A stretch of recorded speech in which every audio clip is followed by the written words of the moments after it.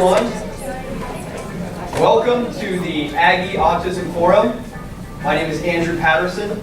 I'm a research specialist with the Department of Educational Psychology, and we welcome you here on a day that was a little bit more difficult with the rain, but we are super excited because we've been planning this event for months, and just like it's posted on our promotional material, this is a community of conversation. We want it to be a time where we come together and we have people of different experiences and backgrounds, but most importantly, we are able to converse on the same level, openly. So that's what we want to do. Oh, sorry. No problem. So we've got a great day. If you would like to know the format of the day, please take a look at the folders, the maroon folders on your tabletops. And in there you will find the agenda for the day. You will find the contact information for speakers if you'd like to reach out to them, and information about each of our projects that are involved with bringing this to life. Let's get started. Our first speaker is Dr. Sue Bloomfield. Dr. Bloomfield gained her BS in biology at Oberlin College in Ohio. After gaining an MA in physical education at the University of Iowa, and then a PhD in exercise physiology at The Ohio State University, Dr. Bloomfield joined the faculty in health and kinesiology at Texas A&M in 1993.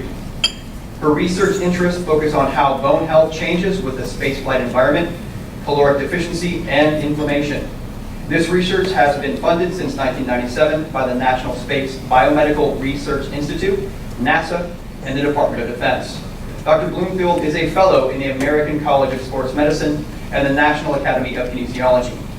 Since 2016, she has served as Associate Dean for Research in the College of Education and Human Development, overseeing the College of Education and Human Development Research and Development Office staff and functions, and representing the college's research priorities at the university level. Please welcome Dr. Sue Bloomfield. Good morning, and it's great to see so many people here when you had to slog through the deluge to make it here. Thank you so much, those of you who have come to attend. This is a really important opportunity to have a dialogue between our faculty and research staff and you, the practitioners, the families of children on the autism spectrum. So this is a really important event, and I really appreciate you making the time to be here today. It's also a great opportunity for our faculty who are working in this area to hear from you, stakeholders in this area, and to inform the future efforts they're going to plan. I was able to scan some of the posters in the back and see that the projects that Jay Gans is helping with and directing are reaching hundreds of children around Texas, and their parents and educators involved with them. So and those are just two of several of the projects highlighted here, and I think you're going to hear more in the upcoming panel. So this is a great idea, a great forum, and an opportunity. I hope you'll take full advantage of the opportunity to interact and bring your good ideas to the table, so our faculty can improve these projects and fine-tune them in ways that are going to benefit everyone. I hope you'll indulge me in sharing a real short story. I was privileged to watch the growth of a young man on the autism spectrum, a member of my church, from the age of 10 to 20. He and his mother attended pretty regularly to our services, and there was occasional inappropriate activity. He might get up and walk around in the middle of the service, occasionally rocking and slapping, but everybody was very happy to have him and his mother there. And of course, over the years, he became more socially adept, and in fact became our unofficial greeter. Eric, and I'm sure you won't be surprised, had a phenomenal encyclopedic memory of every member's names, even to the point where he could identify who of the regular attenders was missing that day. Where is Sally Jones? Where is Bob Thorpe? No, and so he became our unofficial greeter. And a few years ago, he was awarded at the age of 19 with a service award from our church, which he proudly hung on his wall at home. So Eric is one of the lucky ones. He had good family support. He was a valued member of our church community. I believe he's now working in a part-time job. His mother, unfortunately, passed away last year, but I believe he's now living with his father. But he,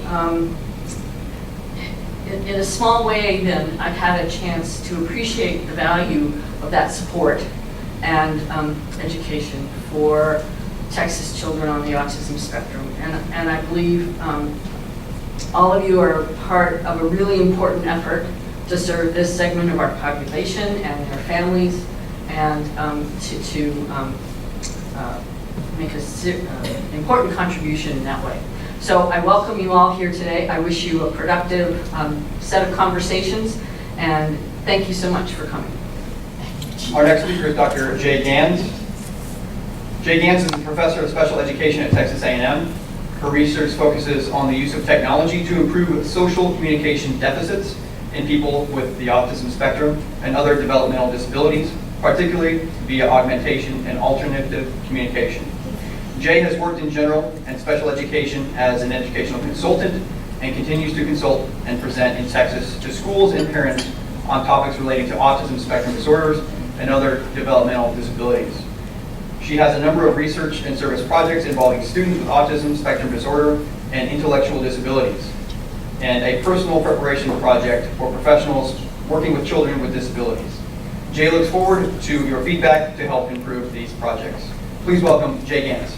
I'm going to keep it brief, and I'm also going to, I don't know if I should apologize. I'm a big fan of Hamilton and just saw it on Sunday, and so if you're familiar with it, I snuck in a few phrases from Hamilton. I'm excited to have you here in the room where it happens. Individuals with autism, family members, and service providers are really critical stakeholders in improving outcomes for this population. I feel fortunate to work with a group of faculty, staff, and graduate students who are really passionate about this work. There's revolutionary work happening at Texas A&M. These people work nonstop to advocate for, provide direct services to, and conduct research in this area. And related to this event, I have to say we have the greatest team in the world. I want to acknowledge a few people in particular who put forth a particularly extraordinary effort.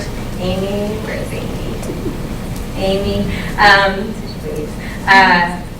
Who took my little bitty idea and made it grand, and has ceaselessly worked to open up doors that were previously closed to us to get this happening. Andrew, my right-hand man, is a large part of the engine that kept us on task and pulled together all the loose ends to make this event happen.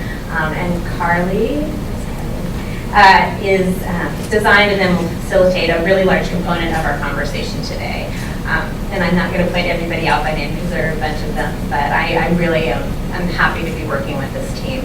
That said, as wonderful as this team is, as well-meaning as researchers can be, we could develop the most effective bells and whistles, but if the people on the front lines aren't satisfied, we're likely to be asking service providers and family members and people with autism to implement interventions that are too time-consuming, that are costly, or that they just don't like.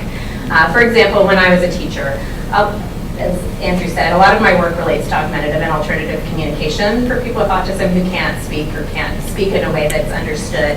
And I would often, we were in the earlier days in the 90s when I started doing this work, we would often ask parents to work with their kids using these big chunky communication books with lots of pictures on it. And some loved that, but other family members were really hesitant because they felt like it made their kid look different and they didn't like it. So what happens in that case? Well, when push comes to shove, no one will continue to use an intervention if it doesn't fit within the lives and the routines of the people we are serving and the people who will implement it. So we invited you here because we need you. Rather than seeing academia as up on a pedestal, we recognize that you are important, if not more important than the researchers. And we can't thank you enough for joining us for this conversation today. And we hope this is just the beginning. Thank you, Jay. If you look on your agenda, you will see that Dr. Hagen Burke will be joining us, and she's going to do so later. So she won't be welcoming us, but she will join us in the short time ahead. At this time, I'd like to invite our panelists to come forward and take a seat right here as we move into that part of our program.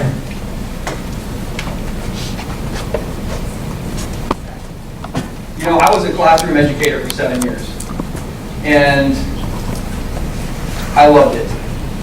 One of the things that seemed to work really well is to get students to get up from where they're really comfortable and move to where they don't really know people. And none of us really like to do that, do we? It gets annoying.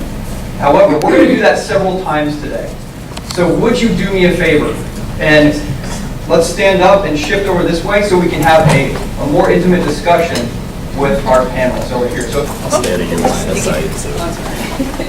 as you're sitting down, within your agenda, within your folders, you might see a document that asks why you came here today. What we're looking for is what aspect of our day inspired you to brave the rain to be here. Was it a conversation dealing with autism? Was it meeting with colleagues? Was it a free meal? We really want to know what brought you here so that we can continue this process throughout the years to come. So please make some notes there.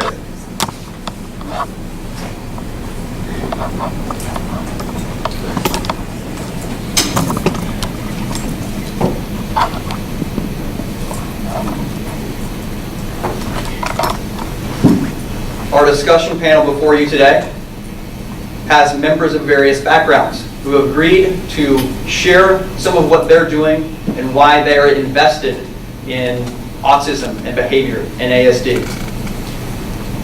I'm going to allow them to go down the line, starting with Dr. Carly Gilson, and kind of tell us about who they are and why they're involved with this type of activity and research.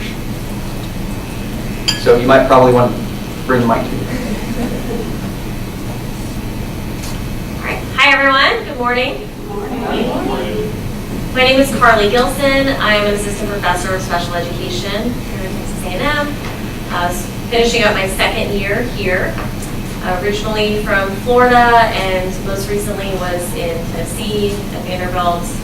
And before that was a teacher for several years in Atlanta and Boston and worked in middle school and high school special education.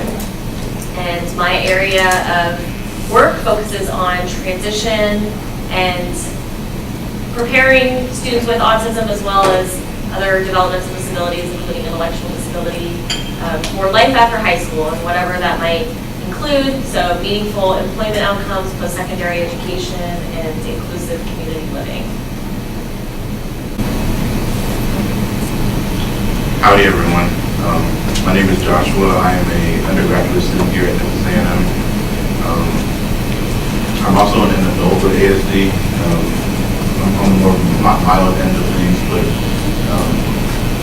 so basically what I am quite interested in studying is I take like an existential look at autism. So I'm working with Dr. Bess, and that's what he specializes in, like the bigger questions of life. And I'd like to look at in the future what that basically applies to people with autism.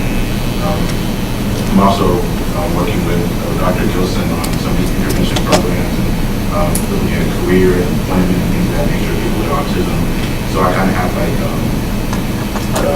an obtuse or different kinds of angles that I'm coming at this from, but I hope that my insight can be guiding. And panelists, if we would, go ahead and take the mic out and pass it to each other. Hold it.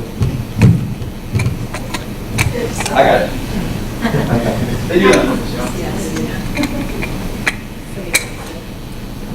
I'm Jay, you already met. Oh, that's true, yeah. I'm Julie, and I work here at Texas A&M as well. I started out as a paraprofessional. Actually, I'm going to go way, way back and say that I was probably one of the early individuals that had students included in my classroom with moderate to severe disabilities and intellectual disabilities. So I had this really interest in disabilities from a young age. And then following that interest, ended up working as an in-home therapist for preschool age children with autism, and paid my way through undergraduate school, worked as a paraprofessional in a class for children with autism while I went to undergraduate school, then became a teacher and taught for 7 years before getting asked to consider a doc program. So it gives you a little background. I having been on the side of the family and their experience with school, the paraprofessional and their experience with not being in control of the environment, and then the teacher and their experience with trying to handle everything. It really impacted me in wanting to support teachers better. So that's really, my research is about how do I improve teachers' experience through curriculum development, through improving reading, particularly early reading with children with autism, and how reading might improve communication. So we're both, we talk about how our work intersects, which is a lot of fun. So. My name is Nicholas Dutz. I'm an MD PhD, and I'm directing the Center for Translational Research in Aging Longevity here on campus. My research is actually clinical nutrition and metabolism all my life. And say 5-6 years ago, I got very interested in autism research, because there was one researcher somewhere else in the US that approached me almost daily with an email asking me for opinions about glutamine, arginine, or whatever came up, and wrote papers about that. And he got me really interested. So I started research on autism, and I still think nutrition is a very important part of that, and metabolism. And we finished one trial. We found some changes. I'm working with a lot of other people all over the world. We have even people from Sri Lanka coming to our lab with samples from 150 autism children to see whether we can find things. People in Bulgaria are doing the same. So I believe that autism probably has a biological underground, or whether there is something that you could change or modify with nutrition, and that's what I'm doing. So I'm more in the research field. Okay, so because this is a conversation that we are beginning today, we reach out to all of us to look for questions regarding what is the most important aspect of what's going on with autism and ASD today. What do you want to hear from this panel in front of you? We open it for questions from you. Putting you on the spot.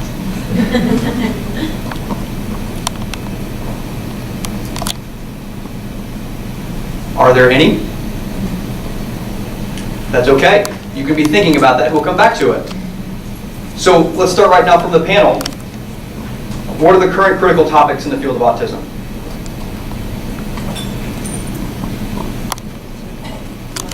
Yes, so you can answer. Not everybody has to answer, but if something inspires you, I would jump on it. I'll start.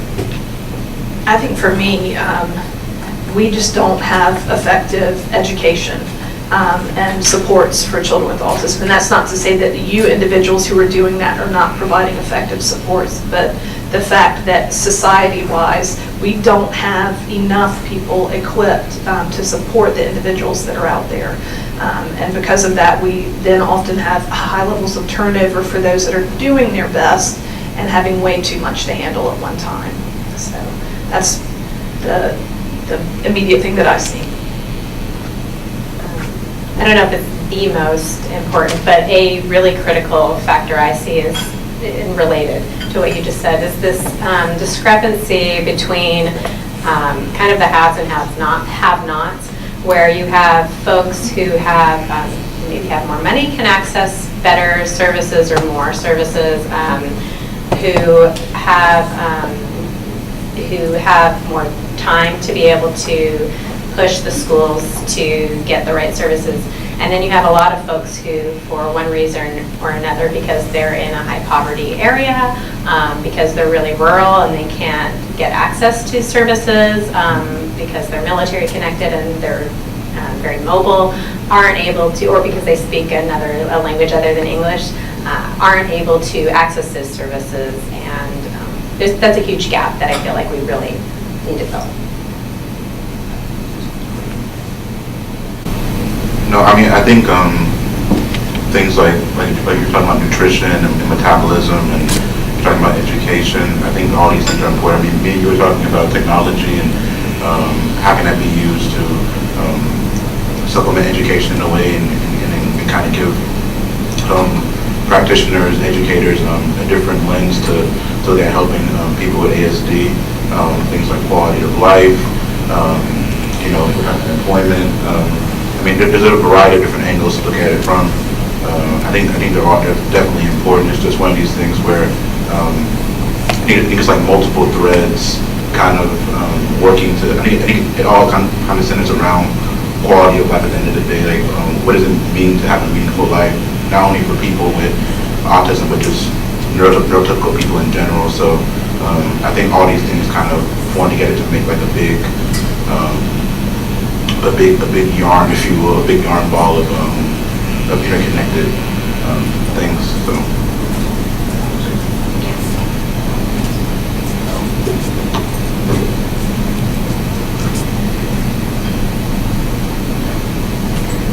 One of the, I don't want to say most important either, because all of the topics shared so far are very important, but looking at overall quality of life, especially into adulthood.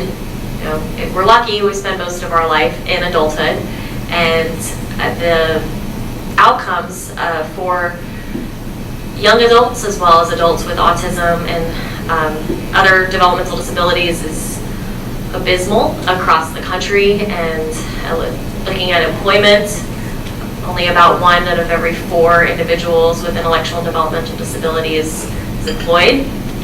And when they are employed, it tends to be low-skill jobs and often not matching their aspirations or their skill sets and talents. So that's one critical area, and then the other is supports related to employment as well as post-secondary education. There's, as more and more individuals get diagnosed with autism, and as those individuals go through school and enter post-secondary settings, we're starting to be more responsive to supporting those students in college. A couple of inclusive opportunities available here at Texas A&M, as well as other great things going on across the country, but those are 2 areas that I think a lot about. Another area I think that's critical to talk about too is in talking about access to services, we as native English speakers in a country that primarily speaks English are having difficulties locating services for children with autism. So if you imagine people whose first language isn't English and who may not be fluent in English, learning about the supports and services, or even having supports and services, because when we think about communication or social skills are very different across cultures. So we have evidence-based practices for social skills, but are they applying to all of the cultures? And if they're not, how can we help those individuals as well? Yeah, I actually have a question for everybody here. What is everybody doing, or do you know anything about nutrition in relation to autism, and how is that viewed? Because I have a lot of contacts, of course, with parents of autism children, or even young adults, and they're all busy with nutrition. This is probably the main thing. So what is everybody doing? Can anybody have a suggestion here, or how they are treating it, or whether it helps or not? Or yes, I've worked with a lot of families in my career, and I still work with a lot of families now. And a lot of our kiddos on the spectrum get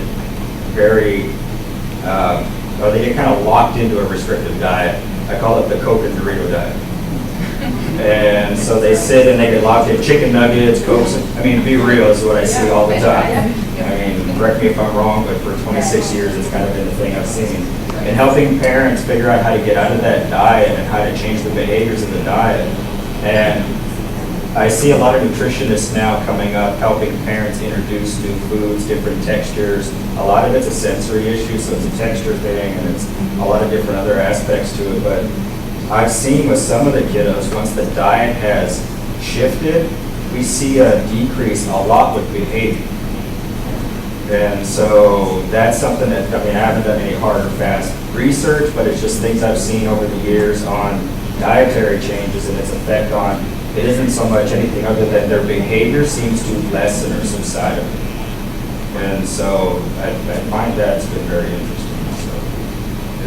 So, as a parent, just introducing new textures, new foods to my son has been obviously a challenge, but I have had anecdotally similar experience in that when I know he's getting the extra stuff, the extra vitamins, the extra nutrition, when I know he's getting that, I have seen just an irritation decrease, a decrease in that, just that edginess that I again, anecdotally, had interpreted it in that his body feels better. So it could just be that he feels more satisfied. And so I don't know that it's directly related to the actual diagnosis, but just he's more comfortable in his skin when he has a greater amount of nutrition. One of the things that I have noticed that has helped him physically has been a probiotic. That's been something that's really just helped him, but that's every child. So, it's hard to weigh what leans toward an impact on diagnosis or results, those kinds of things, research that you would be the expert in, and what is just simply every human being needs nutrition. So we're all less cranky when we're healthy. So there is that element involved in all of it. And so I think we kind of walk this tension between what is and what isn't, what is normal 9-year-old behavior, what is normal irritation, what is normal, I'm doing normal air quotes, please know that, normal pain, and what has to do with the relation of what's going on in his neurodiversity side. So it affects the quality of life. It does. Eventually. It does, absolutely it does, I see. Because in medicine, like I look at it, none of the advances in medicine of the last 30 years were shocks. It were all a little bit of this, a little bit of this, a little bit of this, and then it adds up, and then there is a change. So actually, I think we should view everything, we should try everything, all in the above, to get something progress. So, Can I ask you a question, Nick? The last speaker brought up a really interesting point, saying probiotics seem helpful. We know that, so here's my channeling physiologist side, but what we call the gut microbiome, all the microbes in our gut have a profound effect on health and even apparently cognitive function. Do you know of any research that has focused on gut microbiome and autism? yeah, it's of course top topic at the moment, number one in the field of autism. But the thinking is actually very simple. Those bacteria in your gut, if they are there, who cares? But it's more what they are doing. And there is more and more knowledge coming that they actually produce all kinds of small chemicals that actually are taken up by the brain. So there is such a relation. And then nutrition plays a role in modifying this whole process, because very simple things like taking prebiotic will absolutely change your microbiome completely. So, and I really acknowledge your point very well. If there is a general wellness improvement, it will improve everybody, including if somebody has autism. And that's actually one of the first steps to do. But on top of that, there are probably other mechanisms. So our research here, for instance, is really focusing on tryptophan metabolites, because that's, for instance, one of them, small molecules that are produced by the bacteria, and that could affect the brain. But nothing is conclusive. That's one of our struggles. So I'm not sure how that will fly. But again, this is all about taking small steps, improving wellness. Of course, exercise. I know it's very hard. Exercise, healthy diet. It's good for everybody. So it's also good for autism. But on top of that, there is some thinking here. But I was actually wondering that if there is so much focus on nutrition, how will that, the whole day is then around what somebody eats. Is that a negative factor in the quality of life of children, or is it acceptable? Because I can imagine that sometimes the child maybe want to have nuggets instead of a healthy diet, because it's not the most favorite diet, to be honest. And our case, as a parent, I have 2 children on the spectrum, and one will run the gamut of foods, and the other is the chicken nugget, the Coke diet, Coke and Dorito diet. But he likes the buffalo wing space. He likes the spicier foods. But what we try to do is try to pack in the maximum amount of food or maximum amount of vitamins into what he does eat. I'm not sure how it happened, but he drinks a fruit smoothie. And that seems to have decreased some of his behaviors, like this parent was saying as well. But he, like you were saying, can it take over the whole day? It does. When I stressed about it, and he was stressing about it, our whole day was breakfast, lunch, and dinner. Breakfast, lunch, and dinner. What are we going to do to get him to eat, to get him to eat more? And it became what Dr. Gibbs was saying, a headbutting thing. And once I finally just took a step back and said, what are you going to, just let me see what you will eat, and just put stuff in front of him. And when he started to eat out of that, we built on top of that and make it less stressful and just let him be a kid. And that has seemed to help us a lot at our house. And just, I don't want to hijack everything else, but let me just say one thing here. There is not a lot of those things are proven, so you have to be careful to push it too much if there's not scientific understanding that it really matters. But for sure, we all know that a healthy diet and being healthy, and we know what's good. Everybody knows it. Right. You know, this is that really helps because of exactly your point. So, and that thing, there is no doubt about it. But then to go one step further, we have to probably, although nobody wants to wait, but we need to be sure that introducing something new actually is beneficial. But that's my point. And one more thing, what she was saying was that when I was trying to just kind of, you need to do this, you need to do this, more directive, I had a lot of resistance, which again, any child, right? And it happened accidentally, but there was a time I was trying to get him to eat broccoli, and it's not my favorite, if I'm honest, but that was the choice, and anyway. But I had placed it like butter and all sorts of yummy things on it, trying to get him just to palate it. And he was like, I'm not, like a big mouth of broccoli, I'm not gonna, and so I stopped and I was thinking, oh, okay, so what can I do? So I did this. What does it need? Like, so my question was, what do you think it needs to make it more? And so then he went, I think it needs salt. You know, so I just introduced like his opinion or that he has a choice in the matter, and it really helped. And so from then on, anytime he was going to just like automatically reject the food, I just said, well, what do you think it needs?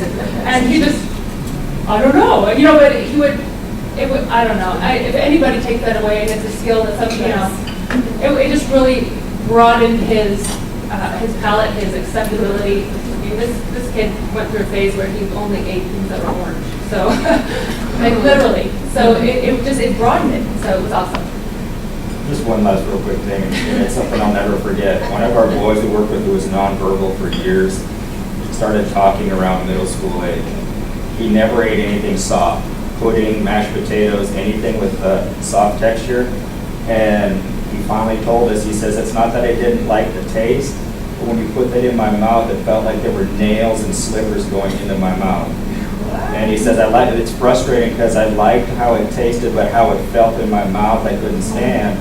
And he says, because he would throw his trays in the cafeteria, and it was interesting to see because he actually finally told us this is what it felt like. And it's like, he says, and I like the taste. I like mashed potatoes, but it hurt so much to have it in my mouth, I couldn't do it. And so it's just a fascinating thing I've never forgotten in 20-some years since he told us that. So food, in a big way, affects quality of life. Every day, that is what fuels us, fuels the brain. So quality of life, taking in just one aspect, thinking about our food, is impacted in a major way. As far as our lens for what we're doing in our research, or maybe within our own lives and experiences, what is our lens for quality of life? Panelists? think, like me personally, the way I've always thought of like quality of life for myself is more of is from authenticity. Since I focus on people's existence and like how does somebody move throughout life. I mean, just think of some of the things that you look within yourself that you might find to make up a big part of your identity. Where it might be your career, it might be your kids, it might be some of your hobbies, for instance, and like talking about like employment and things of that nature. It's like if people are not, I mean, we might be able to find just jobs for people with autism, but if they're not actually finding things that they're actually inclined towards, or they have a proclivity for, and their skills are actually tailored for it, they might feel as if their existence is being invalidated in some kind of way. And I think that'll have a substantial effect on their self-esteem and what they even think their potential is. And I think a big part of that too is the fact that your parents and your community, they help build in you what you think the path for your existence might be towards. It could be towards academia, but if people have, whether it be implicitly or explicitly, have only said that you might be only to get a menial job somewhere, and that you might only be able to have like this like low standard of living. I mean, it's just barely sufficient, right? It doesn't really satiate every part of your life. I think asking kind of just two-way communication, talking about with your kid, for instance, Christina, basically seeing like what is their input on what they want to eat, but even like what is their input on where do they want to go with life, right? I mean, it can be something as simple as some people don't think about is the fact that people with autism, they might want a relationship, whether it be romantic or platonic, and they might not know how to achieve that, right? And so they might say like, does it mean that I am not a part of this? What if people don't want to interact with me? So that's kind of the lens where I'm looking at this from, is making it where these people are actually able to be true to themselves, no matter where they are on the spectrum. So.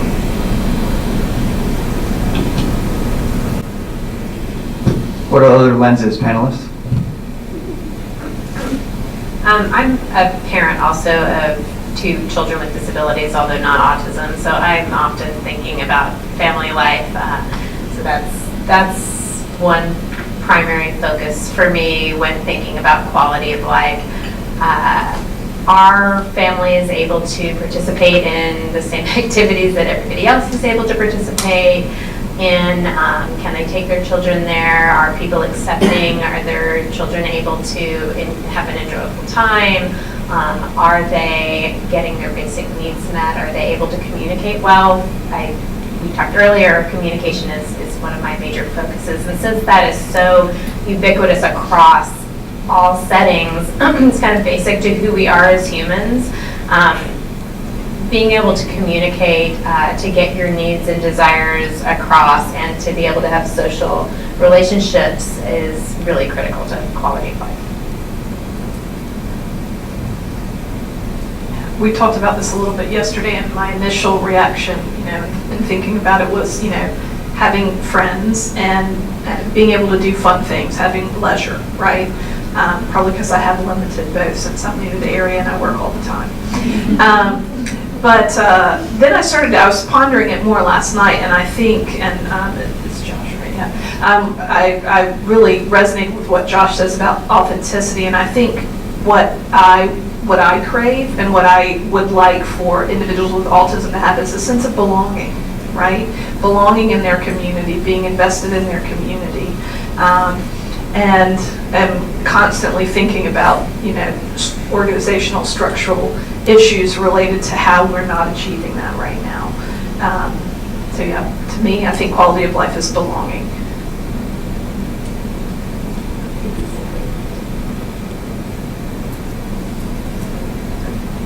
Yeah, I just want to add to that, that all 3 of those perspectives really resonate with the sense of belonging. And I remember learning the most basic definition of belonging is when you're not there, you're missed.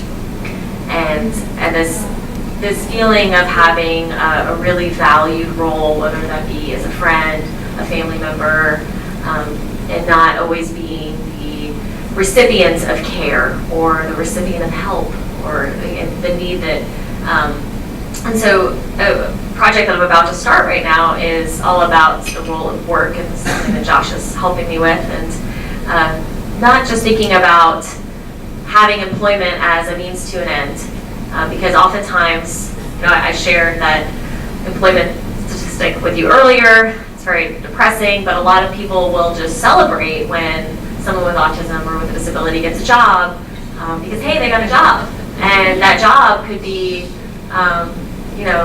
cleaning toilets or working, which is a great job for some people, and that's exactly what they want, but for others it's not. So as I said earlier, finding meaning and finding purpose in your job, because it's not really about what the job is or how much money you make or what your title is, but the sense of belonging that you feel in the workplace and the sense of value that you feel in making a contribution to society. And so when I think about quality of life, I think about how do adults with autism achieve that sense of belonging broadly in the community, and more specifically a sense of purpose in the workplace. Like just piggybacking off what you're saying, W.E.B. Du Bois, he had this theory of double consciousness. So basically, it's the idea that internally the way you see yourself is not how people might see you externally. And he applied it to African Americans. If you look at it through the lens of somebody with autism, it's that even if they might feel like they have the skills, the necessary attributes to have a certain kind of job, or even just to make friends, might like they're a person that is worthy of having friends, people that care about them, right? But if externally the world sees you from this tainted view, it's going to put you in this state of cognitive dissonance where you don't really know how to interact with the world, and you're kind of stuck like in the perpetual jaws of society, because you don't want things to close down on you, but everything is coming from opposing sides, right? So I think it's kind of trying to find a way to mitigate this state where they don't know where to go. Should they conform and just become what society thinks they already are, right? Or should we continue to venture down this path of authenticity, but they might always be looked at as a pariah and outcasts are just really weird, right? And we know human beings like to be around people like us, like to be really familiar. And so, especially like when it comes to education in school, nobody wants to be an outcast. School is very social. And so I think that's definitely a very important aspect of quality of life. So let's actually dig a little bit deeper into that question, because I think we're kind of onto something. So I want to propose that we take a look at what specifically have we seen as far as an environment or an educator or a parent or person who has either made that pendulum swing one way or the other. What is it that causes success in nutrition, or what's the key element as far as communication? What are we doing that's right, or what are we missing, or in belonging? Where do we see the success stories, and where have we failed that? I have one that comes to mind, and I think, so my area is in teaching reading, and some people would say, well, we've got to get the individual's behavior under control. We need to be focusing on their nutrition, or are they toilet trained yet? Why would we focus on something like reading? And again, I think it's because reading, even if they're not reading but being read to, exposes them to concepts and ideas that they may not have experienced before. So I'm a behavior analyst, and I could probably definitely make more money than I do as a professor, working in the field and supporting all of the problematic behaviors that are out there. But all I would do would be to constantly go and address all of those problematic behaviors. My goal is to help people understand that effective teaching reduces problem behaviors. Doesn't make it go away, but if the students are interested and things are novel and they're learning and they're successful in learning and feel confident and engaged, they're less likely to have those problem behaviors. That's my little pedestal.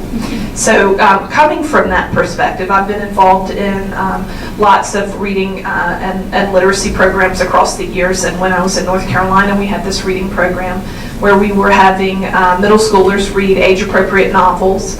Those novels were rewritten at a second grade listening level because these students also had intellectual disability, and many of them had limited language or no language at all.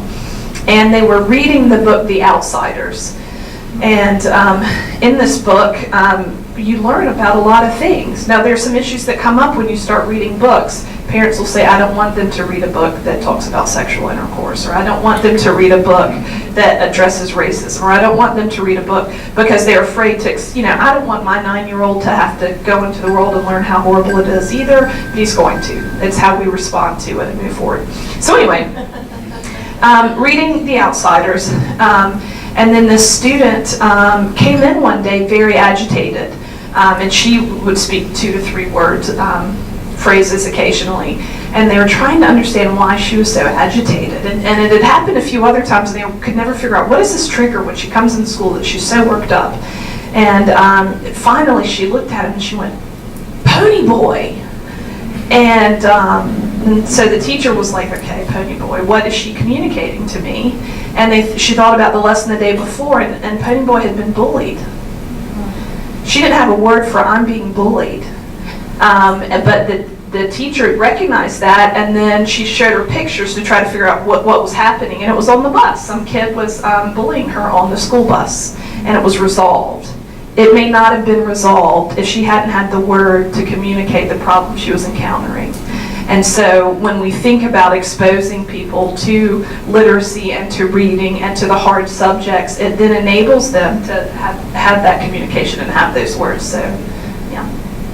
So I would consider that a success story.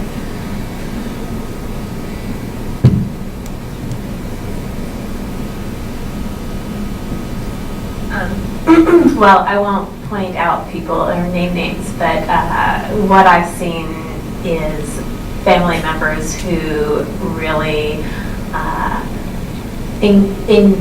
embrace their children, embrace the idea of them being really successful, and put in an extraordinary amount of time and effort, including some of the parents in this room who've worked with us on various projects over the years. That's really inspirational, as well as often siblings who, right from the get-go, right from a very young age, welcome and accept their siblings with autism and teach them new language and engage them in activities, social activities. Yeah, family members. Yeah, I think just piggybacking off the idea of reading, and not just reading, but just really for me, like growing up, I always had a big problem with the theory of mind. So just being able to understand what somebody else is thinking in their head, or I wasn't even concerned about it a lot of times, I'll be honest with you. But for a lot of people, that's a big problem, because interacting in the school system, interacting like for job interviews, right? If you're not able to understand or to be able to empathize with somebody, understand what's going on in their head, they're going to be very confused, right? They're going to look at you from a very different lens than they would if they were somebody who was competent in those areas. But what reading did for me is it basically gave me the ability to basically explore the world through a simulation, right? I get to see these characters and these events, and I get to basically engage with the world in a way that isn't chaotic. So I think a lot of people on the spectrum, they might want to have all these regimens, have these very strict routines, because the world seems in that kind of way, and anything that's not part of their routine is something you want to avoid. But with literature, especially, I remember the very first book series that I really beloved. It was a series of unfortunate events. It's a really great Netflix series now. But I read all the books in 2 weeks. I mean, I really did love it. I mean, it's like 13 books. It's a lot of reading to do. No, but I mean, I would go to the library every single day, and I'll never forget the librarian's name. Her name was Miss Valenza, and she just really encouraged me to really pursue that, because I had a real big problem communicating with others. But that was one of my favorite little ventures of the day, was being able to go to the library, go home, and be really engaged in it. And even if it wasn't with somebody necessarily, it did give me a sense of belonging. And actually, the person that recommended me the book was somebody that I met in class. And otherwise, I don't think that that we would have connected if it wasn't for this book. He's going to grad school now, but I mean, after like a decade of not talking to him, we can still like have a little bit of banter about how we even became friends in the first place, and it was all just because of reading. So. What about from our whole group? Let's take a few input from all of us. Where have we gotten it right? Or what is it that caused it to go wrong on quality of life? Yes, sir. Sorry if I'm speaking about it. I get adamant about autism and the things we've done. I've been in education 26 years, and I'm frustrated beyond belief with what we still do. It's all about compliance and control. Somebody hears autism, get the Velcro and get the board maker, and it's just the old, antiquated ways of dealing with stuff. And you know what? ABA is not the solid foundation for autism either. We got all other types of stuff out there to use. CBT, we got all this stuff. But the big thing is I will tell you tried and true in 26 years, we give our kids a sense of belonging, we give them a sense of purpose, we get them reading, we get them exposed. It isn't an issue. But we see so much regimented practices in autism, it frustrates me to no end right now. And I'm done. I'm done with us being so controlling. It's all about, because I wasn't here and I heard it this week working in a school. We have to get compliance down first. Forget compliance. I mean, quit dog training our kids and treat them like human beings and give them a sense of purpose in life. And it's frustrating because the behavior world today has gone just to the left of crazy with the stuff we do with our kids. And it's about giving our kids a sense of purpose, giving them that literacy is huge. Parents in here, if you are a parent, you are the best therapy there is for your child. The more time a parent can spend with their child, the better your child will be. But I see parents farming their kids out with therapies like crazy now and losing money left, right, and center. And it's just, I'm done. And so listening to you guys, communication, belonging, all this stuff, literacy, I'm excited because finally some group of people is talking about what we need to be doing for our kids on the spectrum. So kudos to everybody sitting up there right now. Joshua, man, impressive. So I'm just kind of going with that I had just left education as well for the same frustrations. But my question to you all is, I've been an administrator, having served districts as a behavior specialist, program specialist. What are your thoughts about inclusion? Because that seems to come up a lot, and especially when kind of living in that world where you want to help the child, but then you're battling the parents who are insisting that they need to be in that gen ed classroom. They need that socialization when 3rd, 4th grade is no longer, unfortunately our classrooms aren't necessarily surrounding just socialization all day. There is a lot of compliance and a lot of things that teachers and educators have to do. So what are your thoughts about inclusion and how can we make it better for our kids?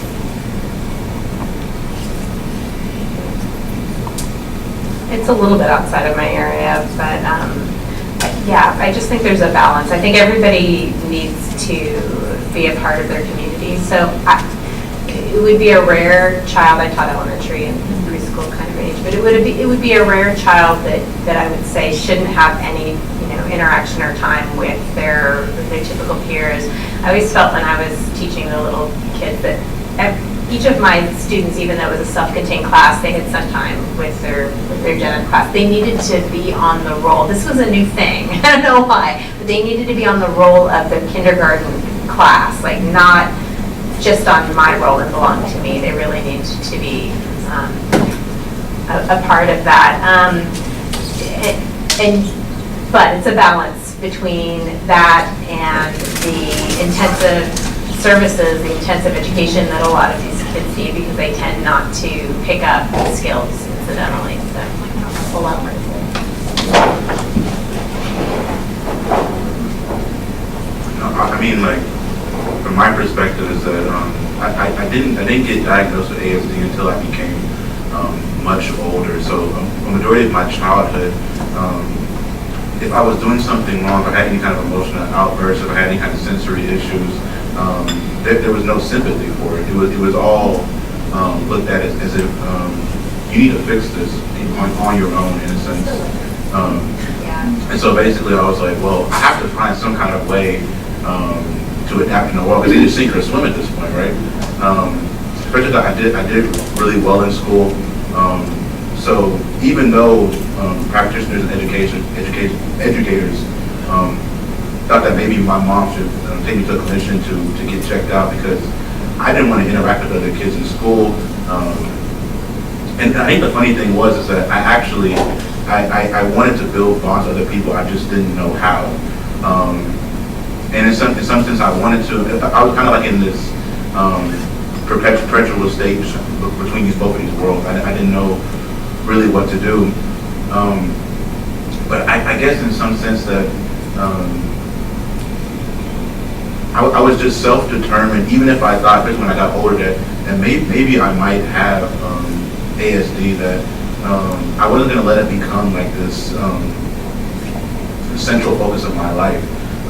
There were other aspects to me that I thought were vital, and that my purpose went beyond that. It transcended that in some kind of sense. And so most people, if you ask them, they would never even know that I had autism. And I guess in a sense that the way I kind of found a way to get that inclusiveness was basically to just find commonality in whatever way I could with other people.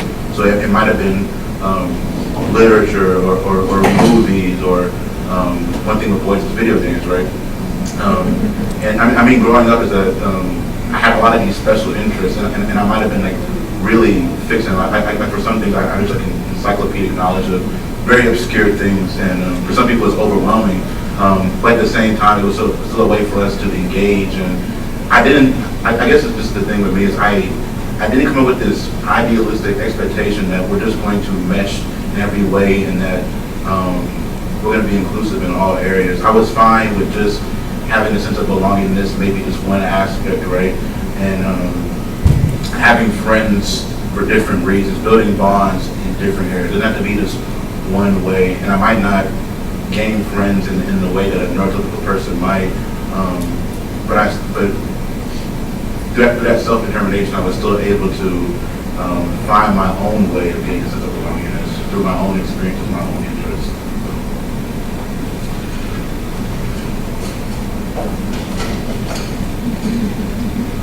Thank you for sharing that. As a teacher, I remember thinking sometimes that the inclusive classroom is sometimes the least inclusive environment for kids with disabilities. And as a teacher who would push in to these gen ed classrooms with my students, I felt like a lot of times we were on an island, and there was the rest of the class, and it was like very visible, just that divide, and even in how the gen ed teacher would say, your kids versus my kids, and little things like that I pick up on, of course, but the students picked up on. Middle school students, they could sense, when, even though they were physically in the room, when they weren't philosophically welcomed. And this is something that I'm thinking a lot about now. I alluded to it a little bit earlier in higher education. Leading the development of a new program here at Texas A&M called Aggie Achieve, and it's going to be an inclusive post-secondary program for students with intellectual and developmental disabilities. And putting that word inclusive in the very beginning part of the description has really pushed me to think, what does that actually look like in higher education? And I'm coming to realize that every person I talk to on this campus, that they have a different definition of that, and they have a different perspective on what it means to be included. And even the parents of the students who are entering this program have a different lens on inclusion. And what I keep on telling them is special education ends when you exit high school, and so there's not going to be the equivalent of a special education teacher or the least restrictive environment here on this campus. So what does that actually look like then?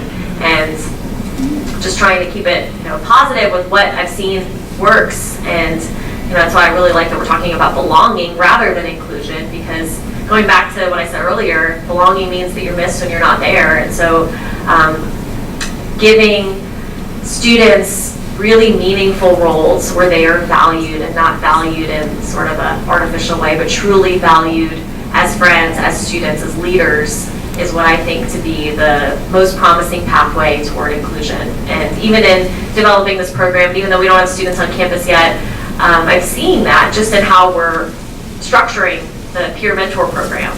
And even the student leaders now have kind of handed it off to students to envision what this is going to look like and bring it to life here. And I love the philosophy that they're approaching with the idea of social role valorization, that even if we are peer mentors, and they're even trying to get away from that word, because it still implies that there's a hierarchy between the student who's serving this role and the Aggie Achieve student. So they're really pushing, they've adapted it, and they're going to be recruiting their own student mentors in the fall, and I can tell that this is the philosophy that they're driving. They're really wanting to emphasize that, this is not, this role is not a resume booster. You're not going to get paid for it. You're not going to get hours for it. If you are entering this role, it's because you want to get a new friend.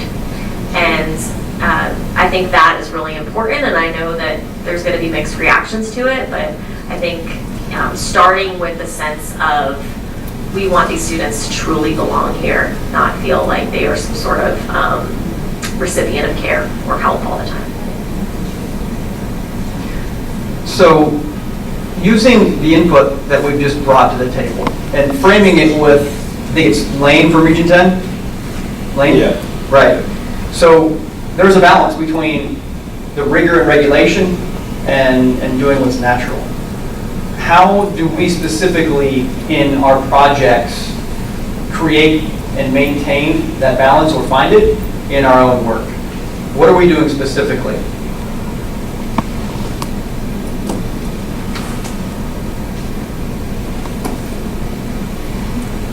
Do I need to restate that? Restate it? Okay. So we've got to maintain somewhere the regulation. Well, we also have this natural way to just love on kids, right? Within our work, how do we find that balance? And what is it specifically that we're doing? We can use our work as the vehicle for how we get there. What specific things are we doing? What are our projects, and how do we maintain that balance? I hate to say favorite, but one of my favorite projects is where we're working with families to coach parents to help them to encourage communication in their children. And the biggest, maybe most important piece of that to me is that we are getting a significant amount of input from the parent, but also from the child, and sometimes it's just through observation, about their preferences, about allowing them to make choices about what they think is the most important thing to work on, so that they're on an equal level pretty much as far as a team member in helping their own child versus us kind of telling them what to do. All that hierarchy can be a real issue.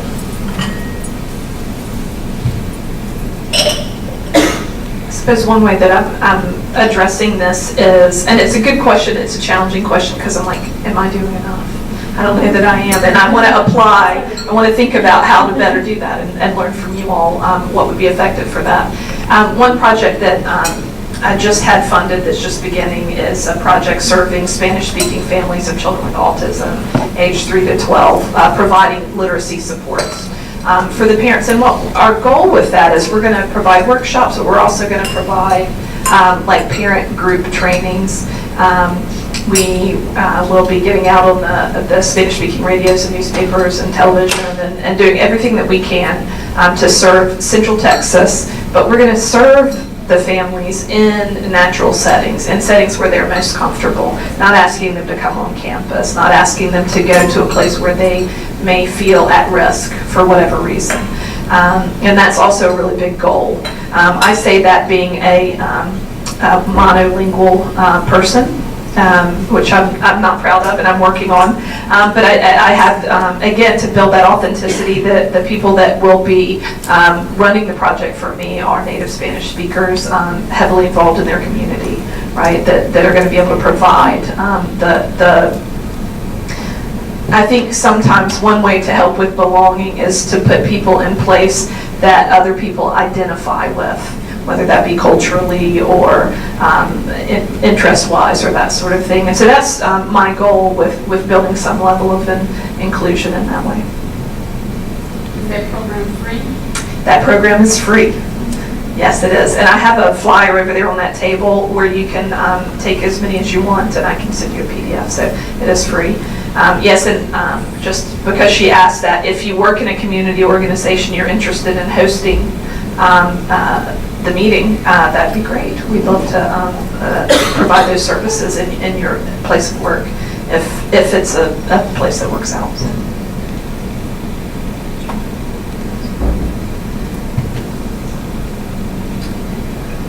It is a challenging question, but an important one, Andrew, so thank you. And similar to Julie, I feel like I am just doing, one small corner of this vast world. But one area that I'm approaching, and we have a poster about it, and Christina can tell you all about it, but it's called the Job Coaching Academy, and it's a professional development opportunity for special education teachers and paraprofessionals who work in transition settings.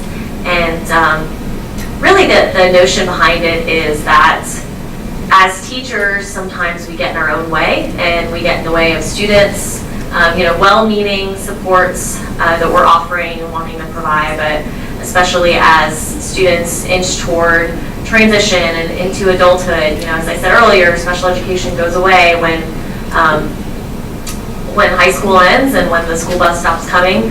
And so getting not only our students to think about that, but our teachers to think about that. And the training is really focused on encouraging teachers to shift their mindset away from this direct support model to how can I step back, be a facilitator, how can I step back and let natural supports like peers and coworkers and whoever the relevant person in that setting is, parents potentially, let them provide more of a support than the individual. And going deeper into that, how can I empower my students to be their own drivers of their social skills or their employment skills, academic skills, whatever it might be. And a lot of that is really getting into not just the skills that we're providing, but also what we're trying to do with this training series is elevating the role of a paraprofessional and of a teacher. And the first thing we say at the beginning of these trainings is we really value the work you do, and we acknowledge that there's all this red tape, there's so much compliance and so many things that you're hearing from your principals or your special ed directors about the things that need to be done. And we know that all of that is there. And what we're trying to do is we can't make that go away, but what we can do is give you some tools to help navigate that setting. Dr. Dukes, how do you balance that out with your work in nutrition? I'm actually really listening here because this is a new world to me. I'm very honest, and I'm just trying to translate it in my head. But of course, you need absolutely superior support. There's no doubt about it. Again, it's all what I said. It's all of the above. We have to try to do everything we can, and that includes this kind of support, but also medical research. This is where we are. It cannot be solved with one pill. That's correct. If only. If only, yeah. So to finish up our panel this morning, what resources are available that people need to know about that maybe aren't out there in the mainstream?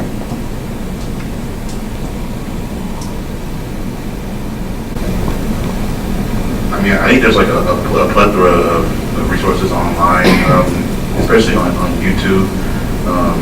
I mean, of course, there's literature and things of that nature out there, but even just, there's lots of forums for people who are actually parents of kids with autism, and even on YouTube. I think one of the great things about the internet is that you can get this extra introspective view for some of these people with autism,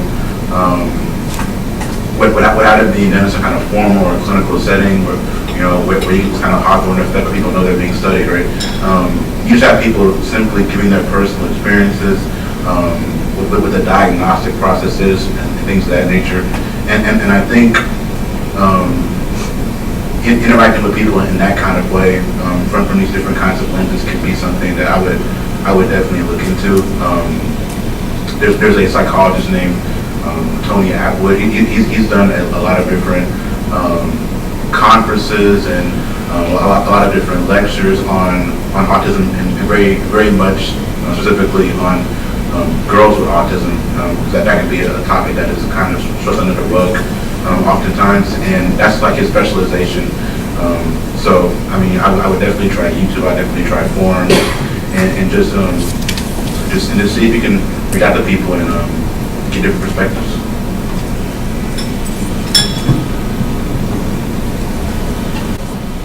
I'll be very brief and then you can go on.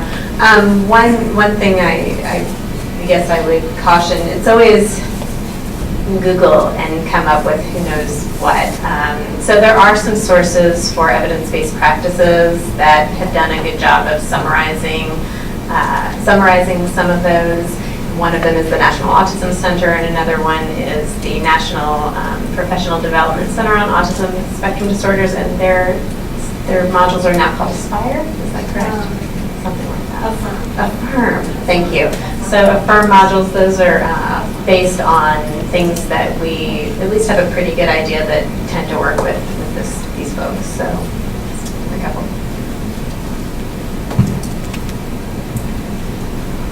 Resources from the group that we're missing that people need to know about?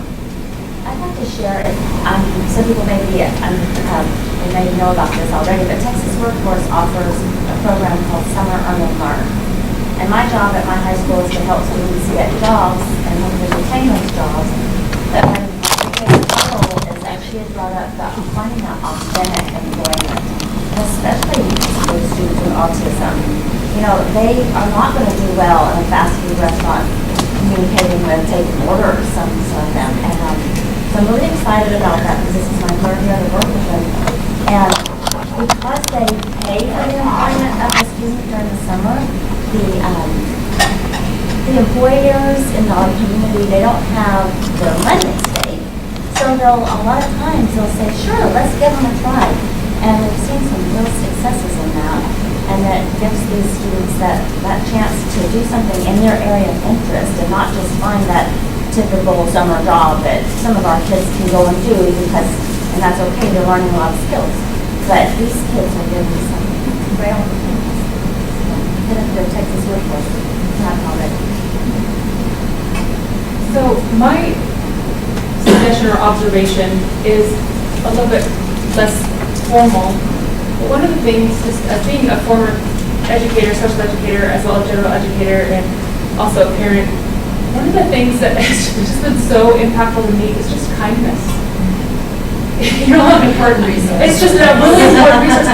But even as a parent, so it's really, and recently just interacting with teachers and administrators who've got checklists and different things that are going on, and just coming in and going, you're a human being, I am a human being. We need to figure out how to communicate in a way that doesn't diminish the dignity of anyone in this room. Whether or not I agree with the way that you're supporting my son at this point or not, we need to come together as a community of minds and hearts and spirits, or however you want to define that, and really just acknowledge that we need each other. And so whether that looks like a meeting, an extra meeting at a school, and believe me, I get it, it's frustrating. Sometimes I wanted to, and there is that reality of it, but kindness goes so far. It drops the walls, people stop defending and start listening, there's communication that actually happens, and our cause, our advocacy, it can be moved forward in a way that actually makes a difference. Another way, just even in the general, like in a store, I remember there was a time when there was just, it was not a good day. Let's just put it, it was not a good day. I was in the checkout line at a grocery store, and I did what I could in the moment to parent him well, and it wasn't, I was not my best self, let's just say, in that specific moment. But the checker, she just looked at me and she said, "Good job, Mama." You know what? I was like, ah! Yeah. You know, it was like somebody gave me a Ferrari or something, you know, emotionally. Just that kindness does, right? Just that kindness. If you see someone struggling, whether or not their child has autism or not, or is diagnosed with whatever or not, just, you know what, you're doing a good job. What a perfect way to conclude our panel discussion this morning. We've gone over things that are very specific and ideas that may seem small, like kindness. Something that can be huge, like nutrition. And how do we communicate these things and balance out the rules and regulations with simply loving on kids and each other. So let's thank our panelists for being willing to sit up here in front of us. And once again, thank you everyone for being here. That's exactly what we want to do. We need each other. We are a community of conversation. That's what we wanted to accomplish today. And it seems like we're heading in the right direction. But you know what? I got some great news. It's lunchtime, right? So what we'd like to accomplish as we move towards the back to grab some lunch is, this is a continued conversation piece. So please try to get outside of your comfort zone and interact with people around you, ask questions, get to know each other. One of the other things we've got set up are poster stations back here with people representing each project that we have here today. So as you're eating, please go back and interact with those and ask questions and take a look as well. So take a break, grab some lunch, and interact. Thank you very much. A community of conversation. That is exactly what we're here for. We've got people with various backgrounds and experiences, education levels, and perspectives. I think it was said best before lunch. We've got to come together. In one of my conversations that we had, we discussed how a lot of times there seems to be competition between organizations to give the same benefits. And some of that's natural as resources and funding are allocated.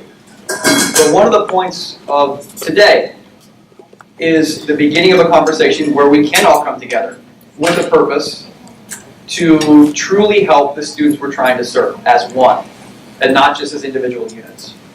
So with this next step, that is the goal.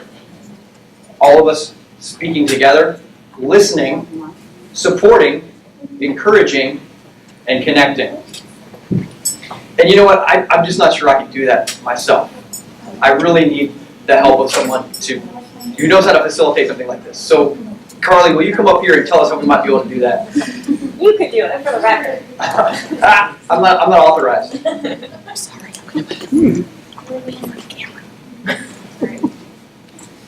I was almost going to be jury duty today. You were going to have to do it, so no.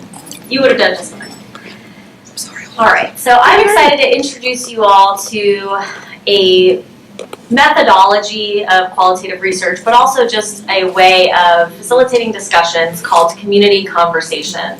You can already see with our subtitle for today that we're very engaged in the community part. We've got a great group of committed people from all across the state here to think about ideas surrounding quality of life for individuals with autism and broader topics related to autism. So we've spent the morning talking, and we've gotten to hear a little bit from you all, but now is the time where we want to hear a lot.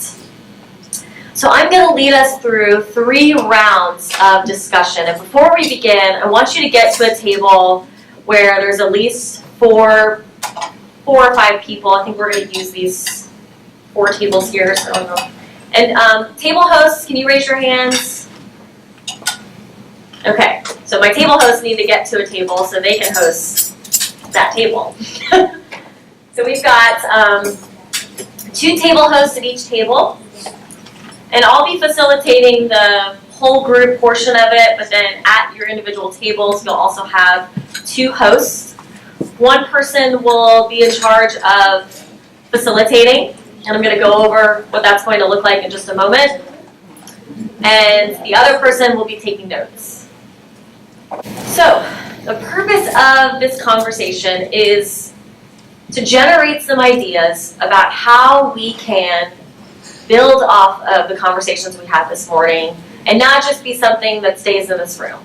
We want it to be wherever you go back today and tomorrow, that you have ideas to put in place of how you can actually make some changes, whether it's in your house, your school, your community, your state, whatever that looks like for you. And I want to first acknowledge that regardless of who you are or why you're here, you all have a very valued place at this table. So I want you to feel like you can jump in. And, even if you've got one of our panelists, one of our professors sitting at your table, you've got just as much stake and just as much say, if not more, than that individual. And that's the really important part of community conversation. So everybody has an equal role. And if we were doing this perfectly, we'd have round tables so that we're kind of creating the round table experience too. But just that philosophical idea of there is no head of the table. The table hosts are there just to guide you on this journey. And so between the 2 roles, one person is going to be helping facilitate the smaller group conversations that you'll have in just a moment. And one thing that I've told all of these hosts is to make sure we keep the conversation positive. I know we did spend some time this morning acknowledging some very real challenges and some barriers that are out there, and some of them are immovable barriers, obstacles that just seem so daunting, and mountains that could be impossible for us to climb in your head. And we acknowledge that that's all very real and present, but that's not what today is about. Because once you get down that hole, you've all been there, you start to vent, and it's really hard to get out of it. And it's not fun to be doing that. It's also not fun to listen to that. And it's really not productive either. So I want to encourage our table hosts and encourage you all to try to stay positive. And even if you are addressing a challenge and addressing a problem that we know is out there, that you think forward-thinking, how can we actually improve this? So you'll see that's how the questions are framed, and that's how we want your discussions to be framed as well. So if your table host is sort of nudging you back to a positive environment, if they're trying to just make sure that all voices are included at the table, that there's not one person dominating conversation, that's what they went through a very rigorous training this morning where they were schooled on this. So don't take it personally, they're just trying to steer the conversation. The other table hosts, equally important, they are the ones who are capturing your ideas on paper. So what I've told them is to try to, as much as possible, capture your direct quotes. So don't feel like you need to talk slowly, but just to know that somebody is going to be capturing these ideas so that they come back to us, and then we can in turn share them back with you and the broader community of people who couldn't attend. So just tell them all about the great ideas we generated today. So those are the 2 roles. The structure of the rounds, there's going to be 3 rounds, but 2 questions. So you're going to see the first question, and you're going to see it again 15 minutes later when we get into the second round, but that is intentional. And I will be prompting you all, so I know I just told you all to move, but don't get too comfortable where you are, because between the first and second rounds, everybody's going to move to a different table. We know it's a pretty small group, so there might be some repeats, but I encourage you not to travel in pairs with the person you came with. Don't gravitate only toward the people you know, but really, like Andrew said earlier, push yourself to get out of your comfort zone. We're all doing that today, and we want to, engage in this work together. Talk to somebody who you might not get the chance to speak to otherwise. That's the point of today. So when I prompt you to do that, you'll move again. And then the third round will be putting these ideas into action. The goal of this event is that you walk out of here with at least one, if not more, at least one actionable idea that you personally can do in your setting that'll, in some small or potentially big way, lead to some improvement in quality of life. Any questions before we begin? All right. My timekeeper over there. Okay, so you're going to have 15 minutes in each round. Question 1. What can we do to improve quality of life for individuals with autism? Start the timer now. Engage. Conversation and enjoy. All right, that is the timer, that fun disco sound.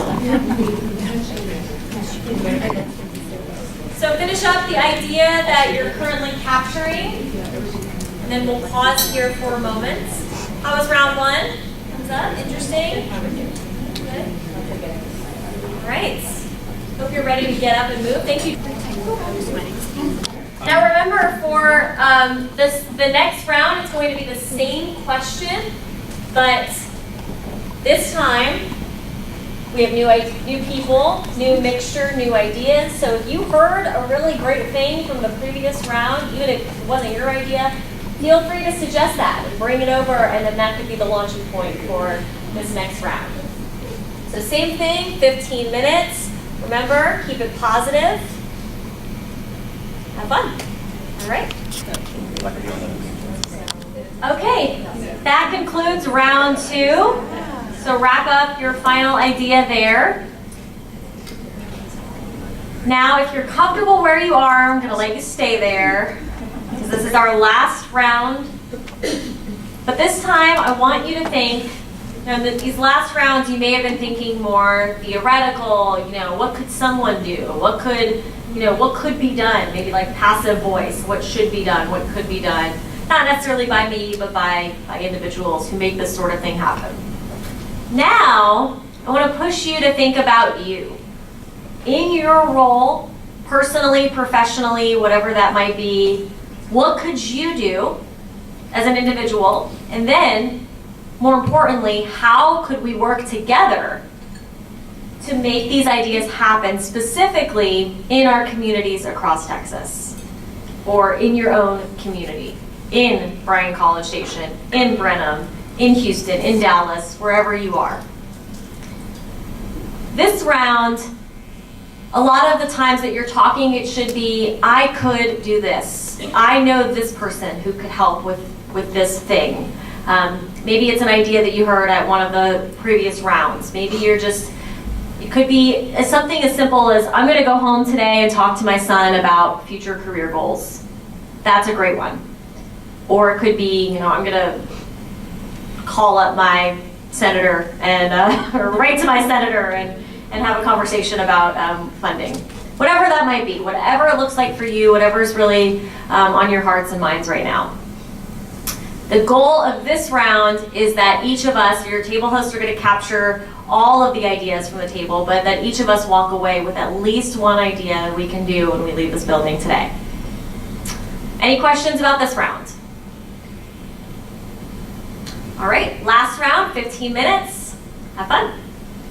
Okay, take a moment to finish up the idea you were sharing. Can you do a brain dump for her? Let me get to my finals first.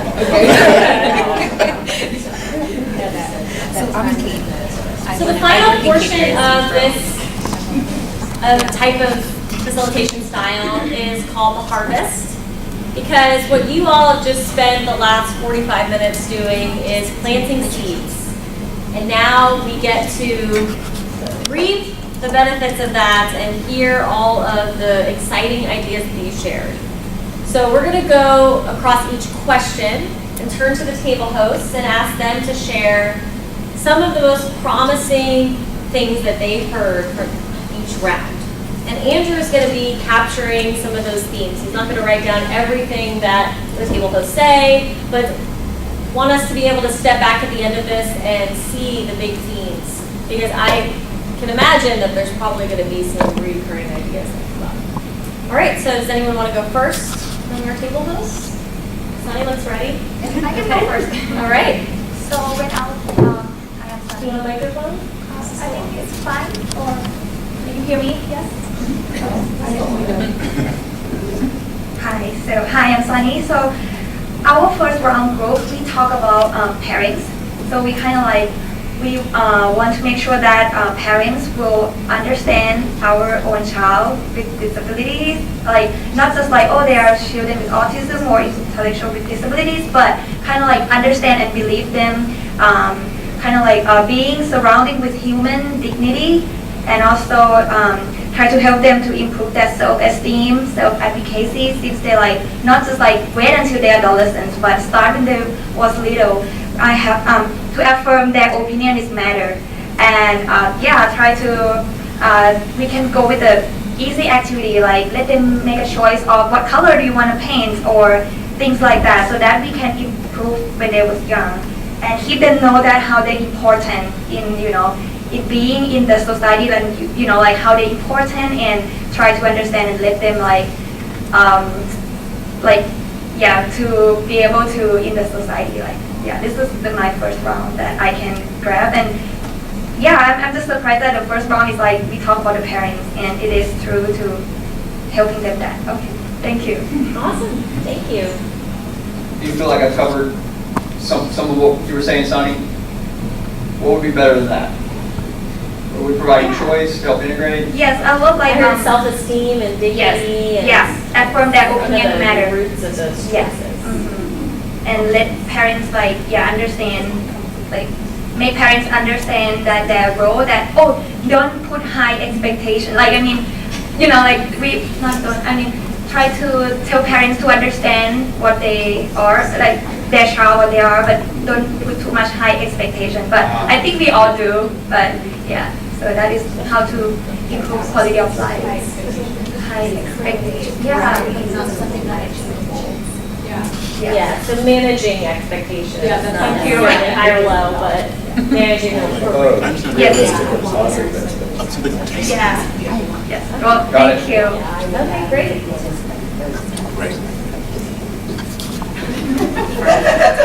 All right, so I get this, I will be the next one. Okay, so we get a very similar ideas, but one is, I really like this one, just let them be kids. Like, yeah, we really, because like we talk about some parents, like parents always want, like I want to give my child the best. So I want to like core resources, I want to have my child to receive a lot of like ADA, like to put their skill, their schedule full, but what child wants, right? So we kind of to talk about how to take a balance. Like we want children with autism, they can improve their communication, their social skills, a lot of skills, but they are kids. So what should we do, right? So we just talked about this. I really like our conversation. Yes, and the others is kind of like resources. So this morning we talked about secondary, like when the child teenager, so they need to have a transition from school to work.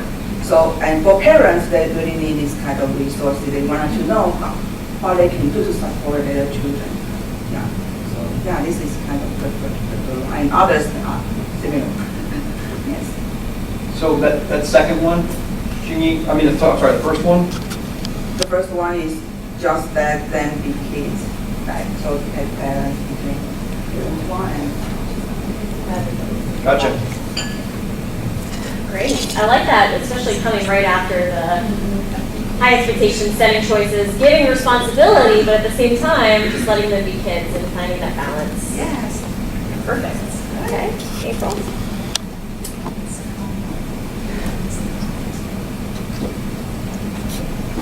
So our group talked about kind of with it just let the kids be kids. We talked about finding interest early on, and not kind of pushing them into like the social skills group that's only kids with autism, but finding interests, and then finding interests that, you know, our normal, typically developing children, you know, have as well, so that we can integrate our kids together and create bonds, you know, naturalistically in a setting that's comfortable for our kids or individuals with autism. So kind of fostering that, you know, sooner rather than later. We talked about it's normally touched on when we're transitioning from school to work, because like, okay, now that they're getting to be adults, what can they do? Well, we need to start that earlier. So. Thank you, Mary. And then, we had a bunch. My group was awesome. Groups were awesome. We did talk about kind of helping incorporate more training for our general ed teachers, because we are doing inclusion more often, and how to better support our students, because, you know, they're in the classrooms, but they're not being, like, their education is not being fostered, their integration is not being fostered as well as it could be, but that's kind of a systemic problem because of our training programs for our teachers. So, yeah. April, what was that second one again? More support for? Or gen ed teachers, especially for like teacher training and stuff. Okay, April, if you want to just stay up there. So before we move into the ideas portion, were there any things that were shared? We're going to get all of this feedback because of the note takers captured everything, but was there something you said, you're not a table host, something you said or heard at one of your tables that you felt was really salient that you want to share aloud with the group? I am a table host, but something that I thought of was that we need to be teaching kids how to be self-aware and looking within to help improve their life. Like that. So building in reflections. Yeah. Like how can self-awareness activities. Advocate for themselves. How can they? What can they do? If we think about what we can do as researchers and teachers and things like that, well, what can they do for themselves? Absolutely. Good. Love that. Anything else?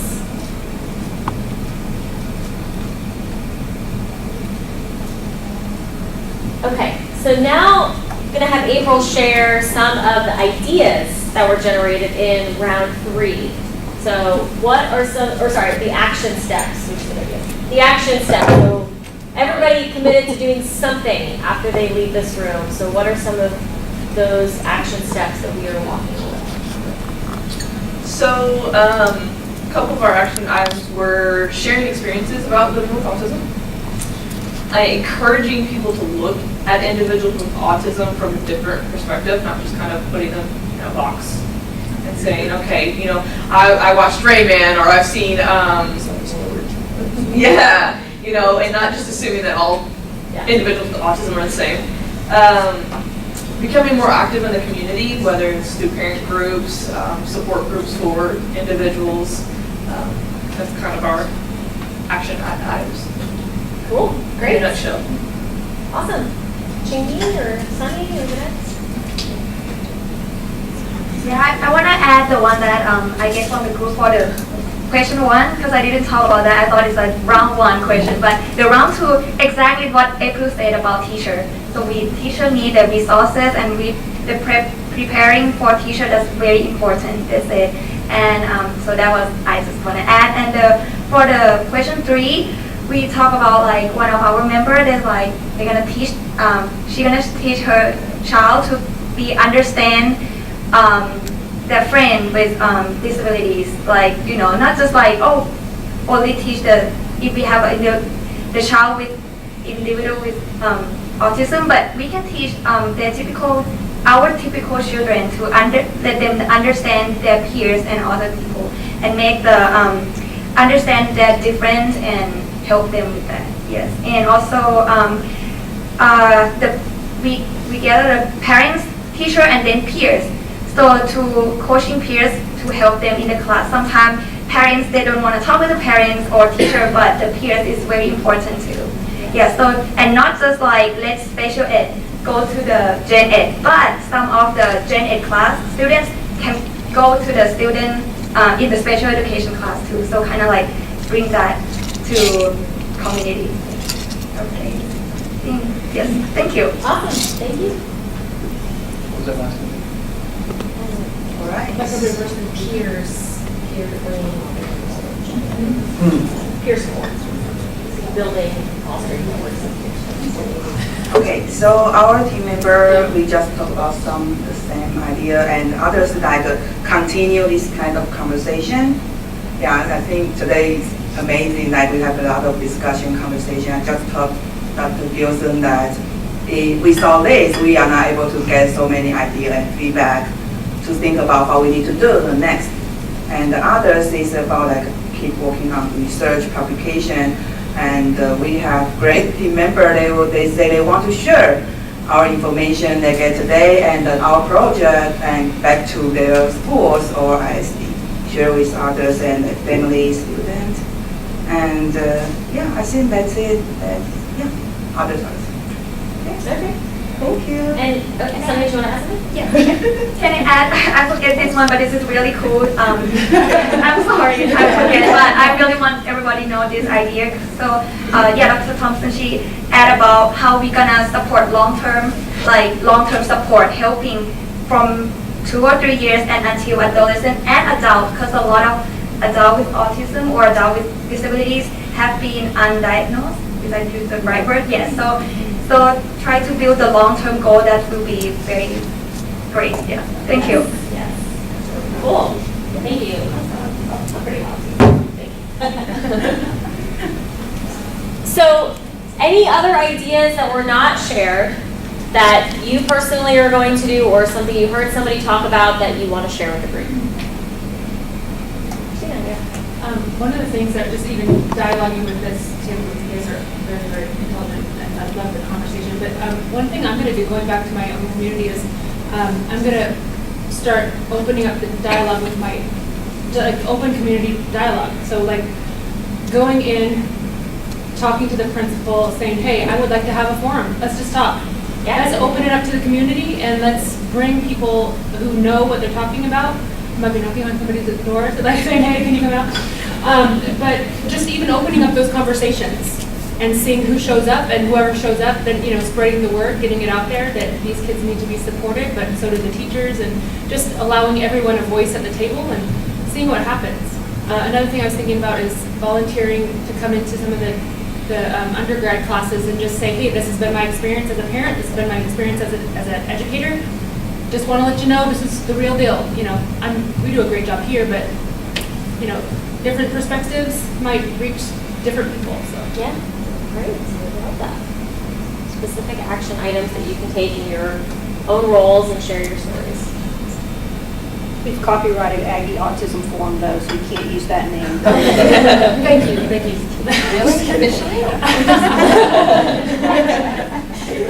Well, one of our first action items among many as a team is that we are going to collect the ideas shared today, see where there might be some patterns and themes, and identify those big picture items and send them back to you, so that even if you didn't get the chance to capture everything today and beyond your own personal idea and the thing you're going to do, we're going to share with you collectively, even in this small intimate group, what we managed to do. And we're hoping that, I hope I'm not speaking too optimistically, but we're hoping that this is going to be the first of several events of this kind. So we'll be following up with you. We'll be checking in with you in a couple of months to see, hey, how's that thing going that you said you were going to do?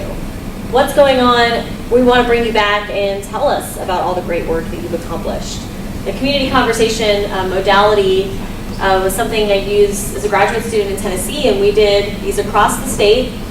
The focus was on employment of individuals with disabilities. We went to the actual communities rather than hosting it at the university, and I think that was just really cool because every community had their own vibe, their own, like even the venue, the catering, everything was just really authentic to that community. But we personalized it to them and said, for this particular issue of employment, what can you do specifically in your community? And so I love Christina's idea about going back to her own community in Cyprus and sharing some of these ideas and maybe some sort of similar facilitated event, getting all of those voices at the table. So So thank you all for your time. Thank you for indulging me and participating in this event. I hope it was helpful.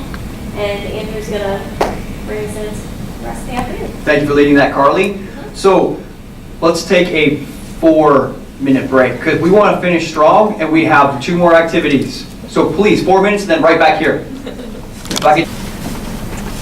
Okay. Part of a community is knowing who is within the community. In order for us to do that, we really want to make sure that we know who's here and what background we each have. So, why don't we introduce each other, starting just around the room, because this is part of the community. Start with Lane, who's about to have. Yeah, Lane, you're up. You know what you do, okay? Region 10, yes. That's all right. Okay, so there's a full table back here. Will you guys introduce yourselves? We want to know who you are and where you're from. What your job is, and just like.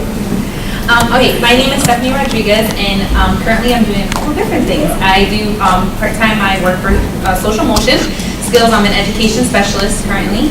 I'm also a doctoral student at the University of St. Thomas. I'm going to school for my ethical leadership, and my focus is on wraparound services, so helping individuals with disabilities and looking at community, home, and school. And what else do I do?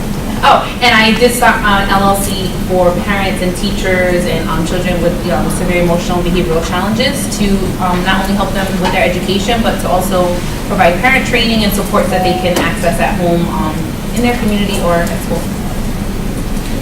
Who else we have around the table? My name is Megan Poppy. I work in public ed. I've previously been a teacher, a diagnostician, and now I'm in leadership role. I finished my doctorate 2 years ago, focused on professional leadership in special populations, and my area of research focused on teacher professional development and facilitating pro-social skills for early childhood children, and the impact that those ultimately have as students go through public ed and after high school as well.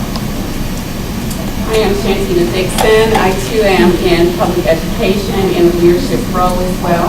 I graduated here from TAMU with my PhD over a decade ago. I'm happy to be here. I'm Heather Villarreal. I'm originally from the Dallas area, but I live in Franklin, and I'm a mom. That is all I do. I'm a mom. There are 2. Well, I actually have 4 children, but my 2 younger ones are on the spectrum. They're ages 10 and 7. Did Franklin stay strong after the tornadoes? Yes. Very good. They have shirts that say so. I know, I love those shirts. I live in Calvert. We have shirts. We are one. Yep. All that. It's a team building. That's what I love about that town. It's a team build. That actually says it on their sign. It says a team building community. How about this front table over here? The people who have not been introduced. Okay, well, I'll start. My name is Mary Worley. I'm currently a doctoral student here at Texas A&M. My name is Mary Worley. For those of you who couldn't hear me the first time, I'm a doctoral student at Texas A&M, and that is my job right now. I'm Karen Kirkland, and I'm a mom of an 8-year-old son, and he was on the spectrum, and I'm very proud of him, and I spend a lot of my time on him. I'm also a faculty member here. English, because I'm just doing a final exam. Thank you for being here. Perfect timing. Will you mind telling us your background, who you are, and where you work? Yes, I'm Holly Wade. I'm a mother of a 17-year-old young man on the spectrum, and I work at A&M. I work for engineering, and we are the happy recipient of Dr. Gann's projects. I saw Lauren and Jamie. I felt like a reunion. I said, Lauren, this is what you look like in person. Good, thank you. Front table. I'm Brandy Timmons. I'm a licensed behavior analyst, and I'm also the education director for Social Motion Skills.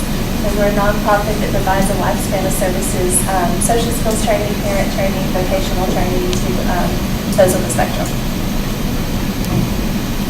My name is Janet Enriquez. I'm the autism specialist at Education Service Center Region 20, and I'm also a sibling of an individual on the spectrum. And how about over here? Who's not been introduced over here? I'm Emily Nichols. I'm from Brenham. I'm a vocational adjustment coordinator for the high school, and I help students with disabilities get informal. I am Christina Eagles. I am a research assistant and duck student here at Texas A&M, and my background is in special education and general education, and I am also a parent of a little guy with some challenges. And this is our community. Is this a good start? I think so. What we're doing now is multiple opportunities for feedback. We have various stations where we are requesting that you go by and give us your input. Your input could be in many different forms. You could be writing something down. You could be talking to a camera about who you are and what your experiences are. You could be posting ideas and feedback about these posters with literal Post-it notes. You can type into a computer with Sonny back there as well, yes.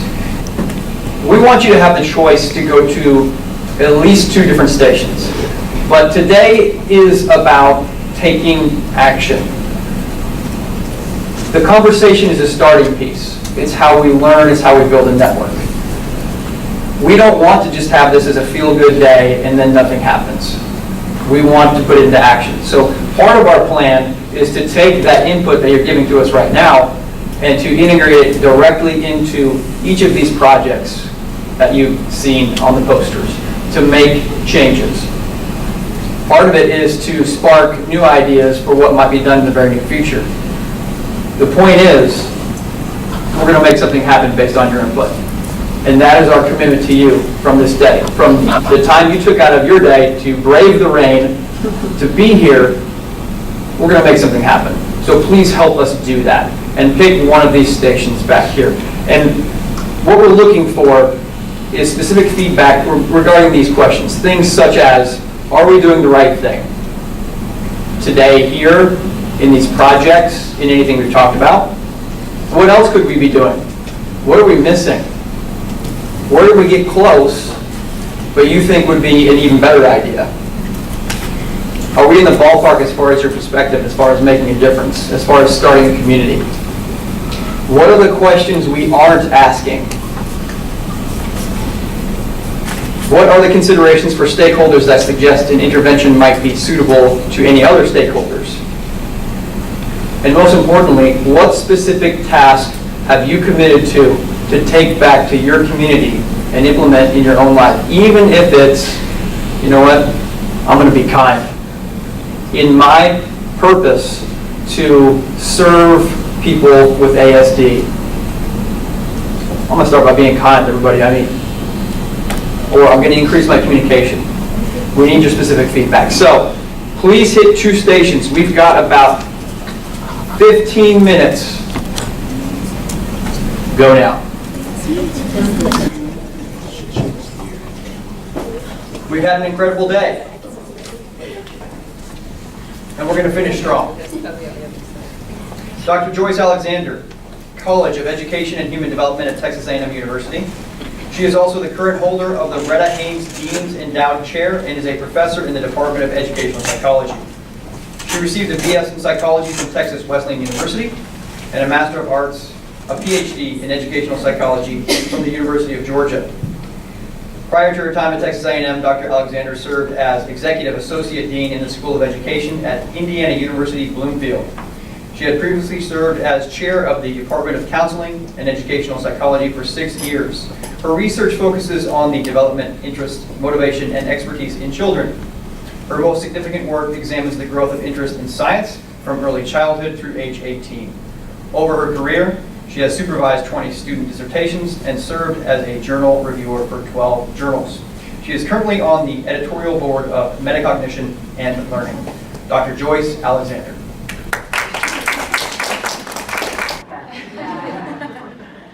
So I came today to basically just give you all a bunch of kudos.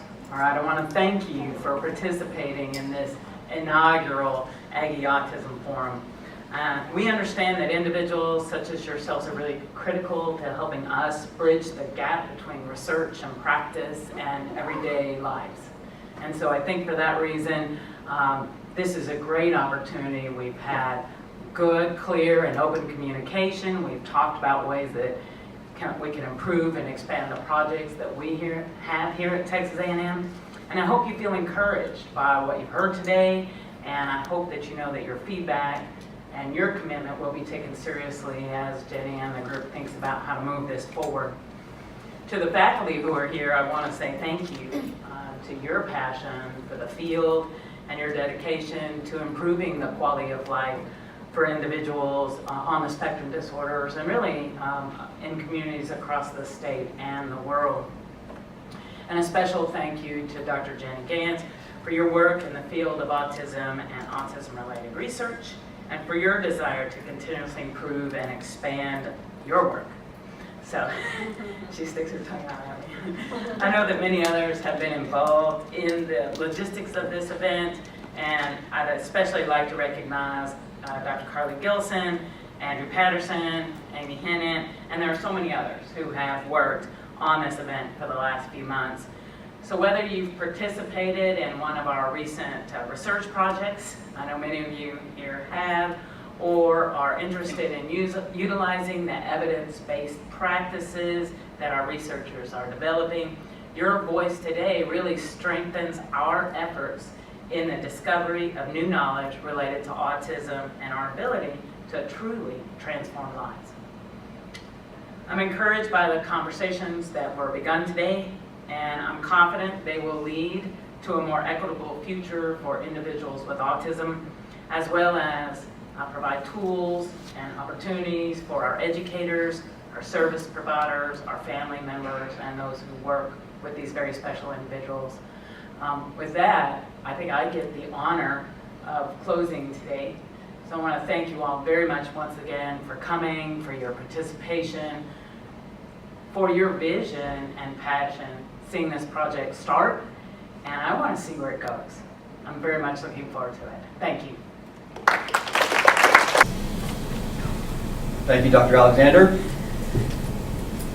Today was inspired by Jay Gantz, so if we could all thank her for making this happen.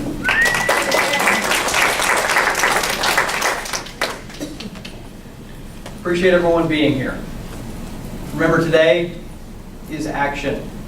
Today is what one little thing can we take home and put into practice. Go forth with that. Thank you so much for being here, and we'll see you next time.